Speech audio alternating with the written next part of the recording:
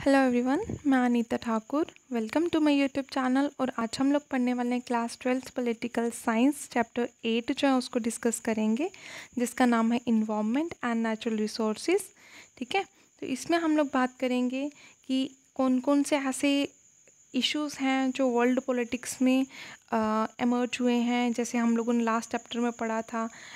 मतलब कुछ डिजीज़ भी हैं, कुछ और भी मतलब ऐसे इश्यूज़ हैं जिसमें वर्ल्ड पॉलिटिक्स जो है वो उसको कोऑपरेट करना बहुत ज़रूरी है। जैसे ग्लोबल वार्मिंग की बात करी थी हम लोगों ने, है ना।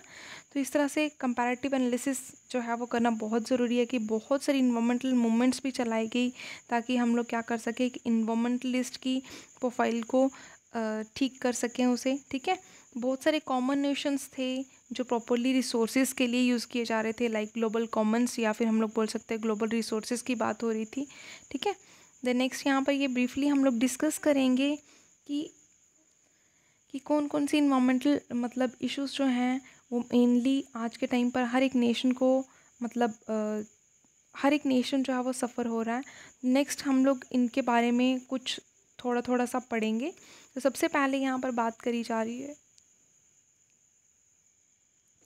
तो हमारा जो फर्स्ट टॉपिक है इस चैप्टर का, उसमें हम लोग पढ़ेंगे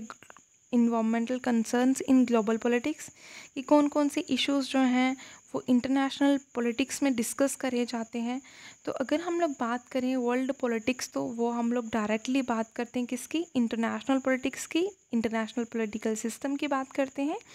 जिसमें हम लोग फेयरली एक लिमिटेड सेंस की बात करते हैं। वॉर्स की बात होती है, ट्रीटीज़ होती हैं, राइज होता है, डिक्लाइन होता है स्टेट पावर का, मतलब स्टेट पावर जो है वो कभी बढ़ती है और कभी कम हो जाती है। रिलेशनशिप्स की बात करी हम लोगों ने, किसकी रिलेशनशिप्स की, गवर्नमेंट की, जिनको हम लोग ये बोल सकते हैं कि एक इंटरनेशनल फोरम है, एक इंटरनेशनल गवर्नमेंट है जिसमें बहुत सारी कंट्रीज़ इन्वॉल्व हैं, एक इंटरनेशनल एरिना जिसको कहा जाता है। ठीक है, बहुत सारी इंटर गवर्नमेंटल ऑर्गेनाइजेशन है, और जो कि ऑलरेडी हम लोग चैप्टर 7 में डिस्कस करके आए हैं। वर्ल्ड पॉलिटिक्स का स्कोप को हम लोगों ने एक्सपैंड किया, बहुत सारे इश्यूज़ की बात करी, लाइक पॉवर्टी हो गया, एपिडेमिक्स हो गया। ठीक है, और जिसमें हम लोगों ने बात करी कि बहुत ही एक डिफ़िकल्ट स्टेप्स जो हैं वो मतलब हो सकते हैं आने वाले टाइम पर, जो कि गवर्नमेंट को लेने होंगे, जिनसे हम लोग कंट्रोल कर सकते हैं इन इश्यूज़ को, इन प्रॉब्लम्स को हम लोग टैकल कर सकते हैं। ठीक है, तो अगर हम लोग वर्ल्ड पॉलिटिक्स के स्कोप की बात करें इसमें,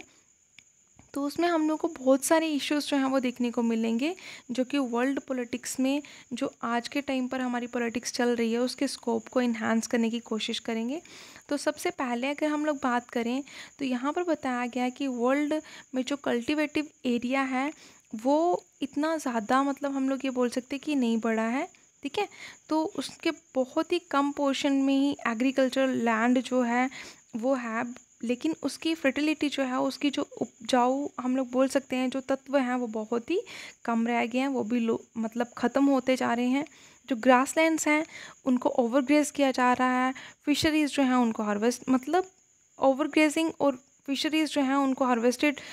मतलब करा जा रहा है। हम लोग ये बोल सकते हैं कि जो ग्रासलैंड्स हैं वो बहुत ज़्यादा बढ़ रहे हैं, वाटर बॉडीज़ हैं वो भी बहुत बुरे तरीके से सफ़र कर रही हैं, बहुत बुरे तरीके से उनको भी मतलब डिस्ट्रॉय किया जा रहा है, डिप्लीशन हो रहा है, हर एक चीज़ का ख़त्म होती जा रही हैं, पॉल्यूशन जो है उसका लेवल जो है वो रेज़ होता जा रहा है, बढ़ता जा रहा है। तो फूड प्रोटेक्शन पर भी कहीं कुछ हद तक जो है वो एक लिमिट लगा दी गई, रिस्ट्रिक्शन लगा दी गई, पाबंदियाँ लगाई गई हैं कुछ हद तक। सेकेंड बात करी गई है स्कोप की, तो उसमें ये बताया गया कि ह्यूमन डेवलपमेंट रिपोर्ट जो थी वो रेडी करी गई थी 2006 में, किसके द्वारा, यूनाइटेड नेशंस डेवलपमेंट प्रोग्राम में। उसमें ये बताया गया 1.2 मिलियन पीपल जो हैं, जो कि डेवलपिंग कंट्री से बिलोंग करते हैं, उनको सेफ़ वाटर भी प्रोवाइड नहीं होता है, और 2.6 बिलियन जो हैं लोग, जो अरब लोग हैं, उनको प्रॉपर सैनिटरी कंडीशंस नहीं मिलती है, मतलब सफाई जो है वो प्रॉपरली नहीं मिलती है उनको, जिससे हम लोगों को ये देखने को मिलता है कि हर साल 3 मिलियन चिल्ड्रन जो हैं, बच्चे जो हैं वो मर जाते हैं, हर साल 3 मतलब मिलियन बच्चे जो हैं उनकी डेथ्स हो जाती हैं। थर्ड पॉइंट में ये बताया गया है नेचुरल फॉरेस्ट जो हैं, जो कि हेल्प करते हैं स्टेबलाइज करने में, क्लाइमेटिक कंडीशंस को मेंटेन करने में, मॉडरेट करने में वाटर सप्लाईज़ को। ठीक है, तो कहीं ना कहीं हम लोग ये बोल सकते हैं कि बायोडाइवर्सिटी को भी इस लैंड में एक मेजॉरिटी वही प्रोवाइड करते हैं। नेचुरल फॉरेस्ट जो हैं वो बहुत इंपॉर्टेंट रोल प्ले करते हैं हर एक चीज़ के लिए, चाहे वो वाटर लेवल हो या फिर सॉइल को कंजर्व करने की बात हो, और बहुत सारी ऐसी चीज़ें हैं। ठीक है, तो उससे हम लोगों को ये पता चल रहा है कि फॉरेस्ट लेवल का जो एक मतलब टेबल है वो रिड्यूस होता जा रहा है, फॉरेस्ट को कट किया जा रहा है फॉर द हम लोग बोल सकते हैं इस्टेब्लिशमेंट ऑफ इंडस्ट्रीज़ वगैरह वगैरह इस तरह की चीज़ें। तो लोग जो हैं वो डिस्प्लेस होते जा रहे हैं, मतलब अपने घरों को छोड़ के हम लोग बोल सकते हैं कि रूरल एरियाज़ को छोड़ के वो अर्बन एरियाज़ की तरफ मूव हो रहे हैं, जहाँ पर उनको बहुत ज़्यादा हम लोग बोल सकते हैं कि वहाँ पर उनको बहुत ज़्यादा अपॉर्चुनिटीज़ जो हैं, job opportunities, educational quality education उनको वहाँ पर मिल रही है, तो वो लोग वहाँ पर जाके सेटल हो रहे हैं। जिसकी वजह से जब फॉरेस्ट को कट किया जाएगा, बहुत सारे जो लिविंग बीइंग हैं या फिर हम लोग बोल सकते हैं लिविंग ऑर्गेनिजम्स हैं वो ख़त्म हो जाते हैं, जिसकी वजह से हैबिटेट जो है वो डिस्ट्रक्ट होता जा रहा है, ख़त्म होता जा रहा है। बहुत सारे एरियाज़ हैं जहाँ पर स्पीशीज़ बहुत ज़्यादा होती थी, जब वहाँ पर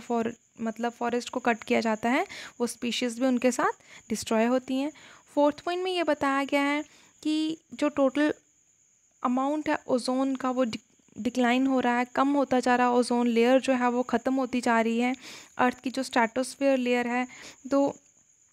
उसमें ओजोन होल जो हैं वो देखने को मिले हैं, छोटे छोटे छेद हो गए हैं, जैसे हम लोग बोलते हैं ना ozone layer like a blanket, तो उसमें छोटे छोटे डॉट्स जो हैं वो मतलब छेद देखे गए हैं, होल देखे गए हैं, जिसकी वजह से हम लोग ये बोल सकते हैं कि हमारे इकोसिस्टम में बहुत ज़्यादा डेंजर जो है वो ह्यूमन हेल्थ पर पड़ने वाला है, जिसकी वजह से स्किन कैंसर, रैशेज़ वगैरह वाली जो मतलब बीमारियां हैं वो काज हो सकती हैं ह्यूमन बींग्स को।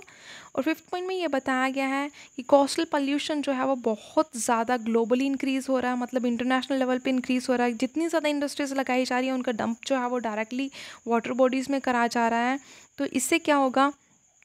जो सीज़ हैं उनमें ओपनली हर एक चीज़ को डिस्पोज किया जा रहा है, उनको प्रॉपरली क्लीन नहीं किया जा रहा है, साफ़ नहीं किया जा रहा है, जिसकी वजह से जो कोस्टल वाटर है उसका हम लोग एक तरह से बोल सकते हैं वो बहुत ज़्यादा पल्यूटेड हो रहा है, जिसकी वजह से पूरी एक्टिविटीज़ जो हैं, जितनी भी एक्वेटिक लाइफ है वो भी कहीं ना कहीं स्पॉइल हो रही है। तो अगर ह्यूमन सेटलमेंट को प्रॉपरली एक हम लोग बोल सकते हैं, अगर प्रॉपरली उसको वर्किंग में लाना या प्रॉपरली उनकी नीड्स को फुलफ़िल करना, प्रॉपरली उनको सेटल करना है, तो सबसे पहले हम लोगों को क्या करना होगा, कुछ लेवल्स पे चेक्स लगाने होंगे, कुछ लेवल पे मतलब मेंटेनेंस बहुत ज़रूरी है। तो इसके लिए कोस्टल ओजोन अक्रॉस जो ग्लोबल लेवल पे कुछ ऐसी ऑर्गेनाइजेशंस फॉर्म करी गई, जिसमें उन्होंने कहा क्वालिटी ऑफ मैराइन इन्वायरमेंट जो है उसको डेट्रॉइट करा जाए, उसको स्टेबल किया जाए, ताकि जितनी भी स्पीशीज़ हैं उनको प्रिजर्व करके रखा जा सके। आई होप आप लोगों को इतना समझ में आया होगा। नेक्स्ट लेक्चर में हम इसी को कंटिन्यू करेंगे। Thanks for listening and may God bless you all.